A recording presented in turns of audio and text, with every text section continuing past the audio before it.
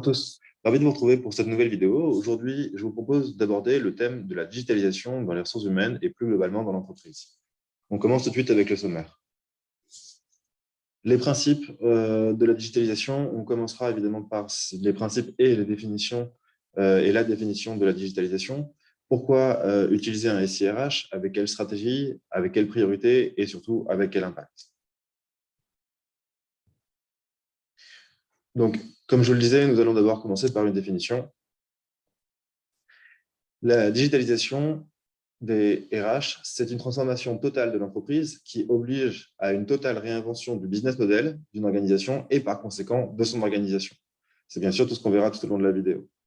La digitalisation n'est donc pas simplement le passage au numérique des outils de communication, il oblige à repenser complètement la façon dont tout le monde travaille, chaque individu, et à repenser également au pourquoi de ce travail et quel est l'impact à terme sur les métiers.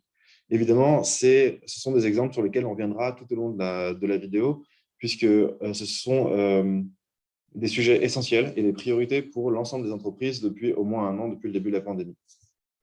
Sur cette cartographie réalisée par Conviction RH en 2018, vous avez une représentation des acteurs des ressources humaines dans le monde. On commence de suite avec les acteurs au centre de la carto, qui sont en fait les acteurs qui sont capables de gérer une multitude de thématiques RH dans un seul et même SIRH. Pour info, un SIRH, c'est un système d'information en ressources humaines. C'est la définition officielle. Au centre de cette cartographie, vous avez donc les ERP-RH. Ce sont de gros logiciels qui sont capables de gérer une multitude de sujets, de thématiques et qui sont capables finalement de brasser énormément de données. On a notamment Oracle, ADP, Cegid, IBM, Sage, Metaphor, Workday. On aurait pu ajouter également Talentsoft qui a cette capacité à gérer une multitude de thématiques RH avec un même logiciel. Je vous propose une première description de la cartographie avec, en haut à gauche, la gestion administrative et paye. Et on commence avec la dématérialisation. Plus on s'éloigne du centre de la cartographie, plus les acteurs seront spécialisés. Rassurez-vous, on ne va pas faire l'ensemble des logos qui sont ici. Je prendrai simplement quelques exemples qui sont assez marquants et qui correspondent également à la définition que j'ai donnée préalablement lorsque j'indiquais que la digitalisation était une refonte complète du business model. Et en premier lieu, dans la gestion administrative et la paye, dans la partie dématérialisation, j'aimerais m'arrêter sur l'exemple de Digipost, qui est d'après moi un exemple majeur de transformation digitale.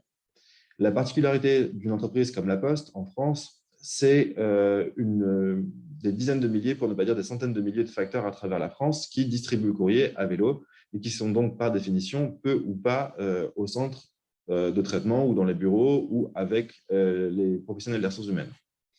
Ceci étant, les facteurs ont quand même la nécessité d'accéder à une information venant de leur entreprise, mais ajoutons les horaires décalés. Les facteurs commencent en général très tôt, vers 5 ou 6 heures, pour terminer leur journée au bout de 7 ou 8 heures de travail, c'est-à-dire vers 13 ou 14 heures. Forcément, ces horaires décalés les empêchent d'avoir accès là aussi aux informations de bureaux classiques. C'est une vraie problématique pour La Poste. Et comme vous le savez tous, il y a 4-5 ans, les agences bancaires se sont mis à vendre des téléphones portables, des téléphones mobiles ainsi que des forfaits. Et La Poste a en fait décidé d'utiliser la flotte de téléphones mobiles, de smartphones dont ils pouvaient disposer pour les distribuer à l'ensemble des facteurs, leur permettant ainsi d'avoir à la fois un smartphone et l'application Digipost qui est apparue sur la carto. La grande particularité de cette application RH, Digipost, c'est qu'elle permet aux facteurs de connaître leurs congés, de faire des demandes de congés, de gérer leur bulletin de salaire, d'avoir un coffre-fort numérique, etc., etc. Donc, La Poste a fait des contraintes en termes d'horaire, de décalage, de contraintes géographiques finalement, a fait de cette contrainte une véritable force, un véritable avantage concurrentiel en créant une application mobile dédiée à ses collaborateurs et notamment à ses facteurs. Et La Poste ne s'est pas arrêtée là. En fait, ce qu'elle a fait, c'est qu'elle a proposé ensuite à d'autres entreprises de taille similaire, à la Caisse des dépôts, à la SNCF, à énormément d'entreprises publiques ou privées, d'utiliser Digipost, son application à disposition pour gérer les profils RH des collaborateurs directement en digital. Finalement, cette capacité qu'a eu La Poste à s'adapter en proposant une application mobile disponible pour l'ensemble de ses collaborateurs et ensuite d'être allé commercialiser cette application, c'est clairement une transformation de business model, c'est clairement une adaptation majeure de ce qu'est capable de faire une grande entreprise comme La Poste, et c'est une innovation qui change le fonctionnement de l'entreprise et des entreprises. Lorsque vous travaillez encore une fois sur la cartographie et que vous arrivez toujours sur le centre de gestion administrative et paye et que vous allez sur la partie contrôle et déclaratif, vous avez la DSN qui sert notamment à envoyer l'ensemble des déclarations sociales de l'entreprise aux administrations telles que l'URSSAF, telles que les différentes, que la CAF, que voilà. La DSN permet de transmettre de façon numérique l'ensemble des informations de l'entreprise directement vers les administrations, de manière chartée et numérique. Les accidents du travail et les maladies professionnelles ont également des outils spécifiques. On utilise aussi des CRM parfois pour gérer la relation avec les personnes qu'on appelle les clients internes. Entendez là en fait les collaborateurs ou les salariés. Et afin d'avoir une gestion qui soit complètement personnalisée, les entreprises peuvent utiliser notamment des standards au niveau des départements RH. Lorsque le collaborateur appelle, l'assistante RH ou le chargé RH a l'ensemble de la fiche du collaborateur, connaît son historique, son dossier, son ancienneté, et ça permet notamment dans les grandes entreprises de gérer facilement les collaborateurs avec un accueil personnalisé. En ce qui concerne le digital RH, évidemment, c'est une grosse tendance des 5-10 dernières années. On a la capacité de travailler de manière asynchrone, de partager sa vie de bureau à d'autres collègues géographiquement éloignés. Et tout ça, ça crée des interactions et ça crée une forme de cohésion à distance. Alors évidemment, à mettre en perspective et à relativiser avec la période de confinement qu'on a connue depuis 12 mois. Et globalement, ces outils-là ont permis de partager des moments de vie qui n'étaient pas disponibles autrement. Les médias sociaux, évidemment, là, il y aurait pas mal de choses à dire, notamment sur des outils comme Viadeo, comme Facebook ou Twitter. Je vous propose qu'on s'arrête sur LinkedIn parce que LinkedIn a une triple particularité, c'est qu'à la fois, elle permet aux personnes d'être recrutées, aux collaborateurs et aux candidats d'être recrutés avec un profil travaillé ou moins d'ailleurs. Elle permet aux recruteurs donc, de recruter et de réaliser des opérations de sourcing avec des bases de données du monde entier, avec des profils extrêmement variés. Donc, il y a une licence pour LinkedIn Recruiter. Il y a également la possibilité de se former avec la première licence premium de LinkedIn. Vous avez accès à InLearning, qui est en fait un outil de formation avec des évaluations, avec des cours donnés par des entreprises et des organismes de formation du monde entier. Et finalement, ces outils vous permettent de continuer d'apprendre, de vous former dans le temps sur les sujets qui vous intéressent, aussi variés soient-ils. Et pour terminer, en fait, LinkedIn, c'est aussi et surtout pour les entreprises, pour les écoles, un moyen de rayonner et de faire vivre leur marque employeur auprès des candidats qu'elles souhaiteraient chasser. Voilà pour l'aspect RH de LinkedIn. Les job boards et les outils de sourcing sont là aussi assez connus des professionnels des ressources humaines. On citera QuelJobs, Monster, Cadreo. En fait, tous ces outils ont une utilisation assez simple finalement. Vous publiez une offre d'emploi, vous publiez votre CV et un recruteur ou un candidat vient répondre soit à l'offre, évidemment, soit au CV que vous avez déposé. Il existe également des outils de multiposting qui vous permettent notamment de publier en une fois plusieurs posts, plusieurs propositions de jobs sur plusieurs réseaux et ça fait gagner un temps bien évidemment monumental. Je vous propose qu'on passe maintenant à la gestion des talents après la partie recrutement. Il existe des logiciels d'engagement, de gestion des talents parce qu'effectivement, c'est quelque chose d'assez spécifique dans les entreprises de pouvoir gérer complètement et intégralement le parcours d'un candidat qu'on aurait identifié comme étant à haut potentiel pour l'entreprise ou pouvant évoluer assez rapidement. Ensuite, on continue toujours sur cette carto, sur l'aspect formation. Et dans cette partie formation, en fait, vous avez l'ensemble des LCMS et des LMS. LMS voulant dire Learning Management System. Le Learning Management System va vraiment vous permettre de suivre des cours de learning, des cours en ligne, soit directement avec un professeur, soit la plupart du temps, lorsqu'on entend e-learning, ça correspond surtout à des machines sur lesquelles on peut apprendre les langues notamment, mais aussi tout un tas de sujets techniques qui nécessitent l'acquisition de connaissances. Les LCMS, en revanche, eux, permettent de créer des cours en plus de pouvoir les diffuser. Donc, c'est des sujets assez techniques et c'est en général réservé aux professionnels de la formation, mais ce sont des thèmes qui sont amenés à revenir, que je vous invite à découvrir. La rémunération et la mobilité internationale. Alors, je vous invite à vous interroger à pourquoi en fait, la partie rémunération et mobilité n'est pas classée au même endroit que la paye et la gestion administrative, pour une raison simple, c'est que la politique de rémunération est bien évidemment différente de la gestion administrative qu'on appelle aussi, et de la paye qu'on appelle aussi le corps RH. La rémunération et la mobilité, en fait, peuvent être gérées avec des outils comme Atlas, comme Herring. Ce sont des outils dédiés à la politique de rémunération qu'on va mettre en place. La différence entre la paye et la politique de rémunération est très simple.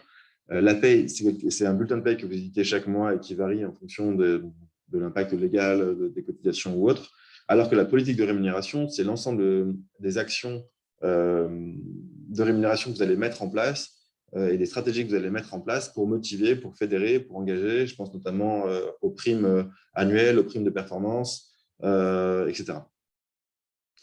On continue et on arrive sur la partie BI RH. Donc, la BI RH, qu'est-ce que c'est? C'est la Business Intelligence appliquée aux ressources humaines. Donc, la Business Intelligence, c'est la capacité qu'on a à transformer des données en informations qui elles-mêmes seront transformées en outils d'aide à la décision. Donc, en fait, la BI RH, c'est simplement en fait, étudier la donnée collaborateur, étudier ce qui se passe dans l'entreprise pour ensuite être capable de gérer les collaborateurs et de les piloter au mieux. Ensuite, on va avoir la GTA. Et la GTA, c'est la gestion des temps, la gestion des temps et administrative, il me semble. Quoi qu'il en soit, la GTA, c'est la gestion qui permet de savoir comment les collaborateurs travaillent, comment on peut les gérer par projet. Et la GTA, donc la définition que je voulais vous donner à l'instant, c'est la gestion des temps et des absences. Finalement, c'est aussi gérer les projets, c'est aussi gérer la performance, que d'être capable de comprendre comment un individu travaille dans votre entreprise. Donc, sans forcément que ce soit du flicage ou du minutage de collaborateurs, notamment lorsqu'il s'agit de travailler à distance, mais en tout cas, avoir conscience du temps et du temps qu'on passe sur chacune des missions et des tâches qu'on réalise, finalement, c'est une façon d'être plus performant au quotidien que je vous invite vraiment à étudier. Là aussi, c'est important. La cartographie n'est plus disponible en ligne. Vous pourrez peut-être la trouver sur le site de Conviction RH qui l'a réalisée en 2018.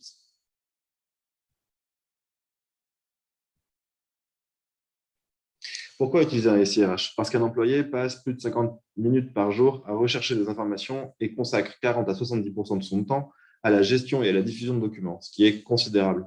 Et tout le monde se reconnaît dans ces chiffres-là. On sait qu'on passe énormément de temps à essayer de retrouver les informations qu'on a rangées sur son ordinateur, dans le cloud, et à les transmettre ensuite par mail et à retrouver dans sa boîte mail les bons échanges. Ça, c'est vraiment quelque chose qui nous fait perdre énormément de temps et donc qui nous empêche d'être efficace, qui nous coûte de l'énergie. Donc, je vous invite vraiment à avoir une gestion ordonnée de vos ressources humaines, bien entendu, mais de l'ensemble de vos dossiers, qu'il s'agit d'utiliser un logiciel pour ça ou non. Les mots d'ordre sont clairement la simplification et l'automatisation grâce à la centralisation des données. Qu'est-ce que ça veut dire concrètement? Ça veut dire que normalement, le digital est censé simplifier la gestion de l'ensemble des données collaborateurs pour qu'elles soient accessibles en permanence et diffusées notamment aux managers ou aux parties prenantes de l'entreprise. Cette nouvelle organisation conduit à une meilleure fluidité des échanges entre les collaborateurs, les managers et les responsables RH. Grâce à l'accès au partage immédiat des données du personnel, comme les contrats de travail, les avenants et les fiches de paye, finalement, les échanges se font de manière beaucoup plus fluide.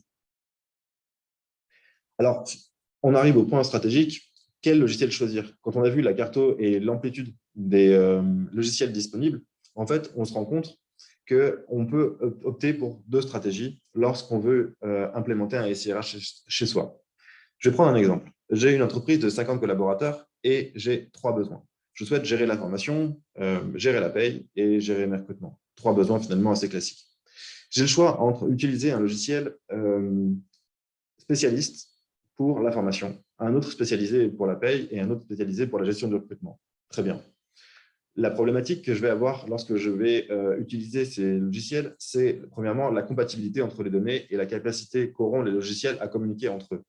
Et les données de la paye ne seront pas les mêmes que celles de la formation ni du recrutement. L'harmonisation de ces données sera alors possible, mais pourra poser de problème. Le gros avantage de ces logiciels-là, c'est que ce sont en général des logiciels qui sont spécialisés et lorsqu'il y a une évolution réglementaire de la formation, de la paye, en général, ces éditeurs sont capables de lancer des correctifs ou en tout cas des modifications sur les outils assez rapidement, ce qui permet finalement d'avoir des outils optimisés et spécialisés dans les domaines qu'on choisit. Maintenant, on peut aussi choisir, comme c'est indiqué ici, des logiciels intégrés, les ERP-RH qu'on a vus au centre de la carto. Ces logiciels sont performants, bien évidemment, sont capables de gérer une multitude de sujets RH, mais ne sont pas spécialisés sur une seule thématique. Ce qui fait que parfois, lorsqu'il y a une évolution, les logiciels peuvent être soit coûteux à modifier, soit un peu longs et manquer de réactivité. Ensuite, je vous propose de réfléchir à la stratégie que vous pourriez avoir lorsque vous mettez en place un SIRH chez vous ou n'importe quel logiciel.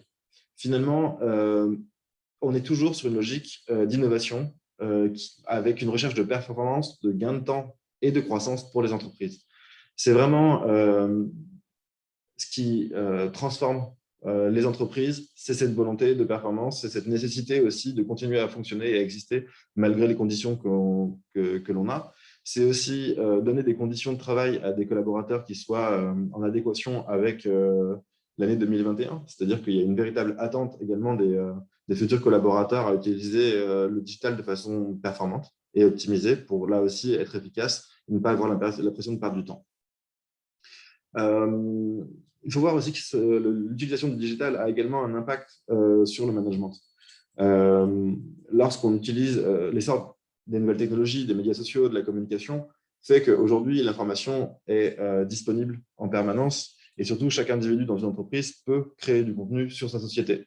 Typiquement, il y a des sites qui existent comme Glassdoor, par exemple, qui permettent de donner un avis sur la société dans laquelle on a travaillé.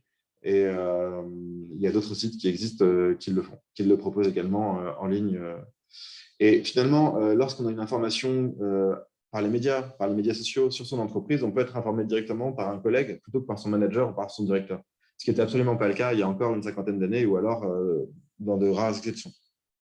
Quoi qu'il en soit, en fait, cette stratégie doit être pensée avec une volonté de mettre en place une véritable politique de changement. La mise en place d'un nouveau logiciel peut perturber les collaborateurs, leurs habitudes, et il faut repenser le but de l'entreprise, le but, la place des collaborateurs, et finalement comment le digital arrive à transformer les choses. Il ne faut pas oublier que le digital, c'est l'invention d'Internet, c'est la troisième révolution anthropologique que notre humanité a connue. Après l'invention de l'écriture, après l'invention de l'imprimerie par Gutenberg, la troisième révolution anthropologique que l'humanité connaît, c'est l'invention d'Internet. C'est notre capacité, par exemple, à faire une vidéo, là, maintenant, pour échanger, pour discuter, cet échange de quantité de données et d'informations est monumental à l'échelle mondiale et nous a permis d'évoluer ou de régresser sur certains sujets. Quoi qu'il en soit, si on revient à notre sujet de transformation digitale dans les ressources humaines, il ne faut pas oublier qu'il faut penser ces transformations digitales. Et on a rarement pensé notre utilisation du digital au quotidien, qu'il s'agisse de la vie professionnelle ou de la vie personnelle. Lorsqu'on voit des personnes qui utilisent des téléphones portables très jeunes ou qu'ils les font utiliser à leurs enfants, plutôt, c'est évident qu'on n'a pas de recul sur l'impact des téléphones portables, des écrans utilisés à haute dose comme on le fait en ce moment sur plusieurs générations. On ne sait pas quelles sont les conséquences au niveau cognitif, en termes de concentration, en termes de créativité et tous les impacts sur les soft skills finalement. Le fait d'être sur un écran en permanence, qu'est-ce que ça provoque? On est en train de se rendre compte, notamment avec les étudiants et les cours à distance, que je suis amené aussi à donner en tant que professeur, ça a un impact, très clairement. Quoi qu'il en soit, on continue sur le cours avec la digitalisation des ressources humaines. Évidemment, comme je vous le disais, il y a un impact sur le management, il y a un impact sur le fonctionnement des collaborateurs et leurs liens et leurs relations à la communication. Les collaborateurs, les partenaires, les futurs utilisateurs et les équipes RH doivent être complètement impliqués dans le projet de digitalisation. Sachez que vous aurez toujours un tiers de personnes qui seront plus ou moins réfractaires au projet que vous voudrez mettre en place. Vous avez un tiers de personnes neutres et un tiers de personnes qui ont un véritable engouement pour mettre en place une stratégie. Donc, finalement, et vos innovations. Donc, vous pouvez vous appuyer sur ces différentes parties prenantes que sont les collaborateurs, les partenaires et les futurs utilisateurs directs que vous êtes, notamment les équipes RH. Vous pouvez vous appuyer sur l'ensemble des parties prenantes pour que chacun puisse donner son retour, ses impressions, tout en sachant qu'il y aura forcément les 3 types de réactions lorsque vous proposerez une innovation. Et il faudra être capable de répondre aux différentes problématiques, aux différentes inquiétudes qu'il pourrait y avoir et amener des plans concrets pour les surmonter. Typiquement, en préparant un plan de communication interne, en donnant du sens à vos actions. Ce n'est pas indiqué ici, mais vous pouvez par exemple mettre en place un plan d'accompagnement par la formation, par du coaching digital. La FEST, en France notamment, permet de mettre en place des sessions de formation directement sur le poste de travail. Donc, ça démystifie l'accès au digital que d'être formé derrière un ordinateur, un PC, avec les modalités de la FEST. La FEST étant l'action de formation en situation de travail. Un laïus sur la RGPD, donc je vous invite à lire ce qui est indiqué ici. Si ce n'est pas lisible, de toute façon, je peux transmettre le PDF du cours et l'accès à la présentation sur demande. N'hésitez pas à m'écrire sur l'adresse que j'aurai laissée en description. Donc, en fait, juste un mot sur la RGPD, qui est de la réglementation qui a été passée au niveau européen pour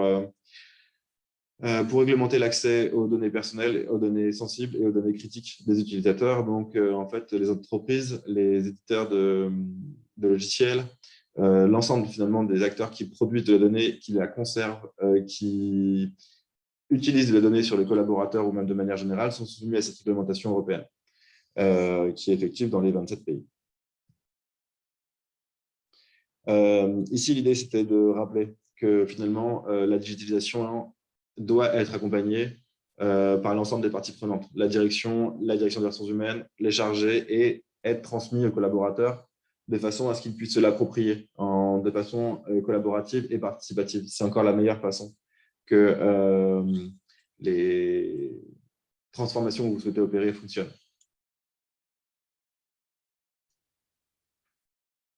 Un dernier mot sur les priorités des ressources humaines. Ici, en fait, vous avez l'ensemble des priorités qui ont été éditées par OBA en 2018. En fait, vous avez ici donc, les priorités en général des ressources humaines. Bien évidemment, ça ne prend pas en compte